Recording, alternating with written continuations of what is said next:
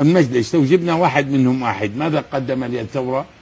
أنا أجد عجبا عجابا، أحدهم يستحي أن يظهر على وسائل الإعلام، أحدهم لا يملك إلا أن يقول كلمة وتنتهي بالماء، ولا أتهمهم جميعهم، إنما أقول هذا الآن الذي يتحمل هذه المسؤولية هو المجلس الوطني والعقارب التي في المجلس الوطني، العقارب التي فيه، التي تقوقعت، التي اتخذت سبيل الإقصاء، الذين يعني دعموا من بعض الدول ظلما وعدوانا، ولا تفكر هذه الدول إلا فقط، لا تفكر إلا أن يكون لها كلمة أو سيطرة على سوريا.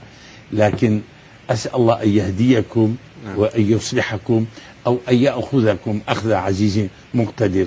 لذلك إن شاء الله سنعلن بعد سقاط النظام، ليس فقط أولئك المجرمون من النظام سيحاكمون، بل سيحاكم كل إنسان، وأولهم يجلس على المنصة عدنان ويقال له من أين لك هذا وأين صرفت هذا.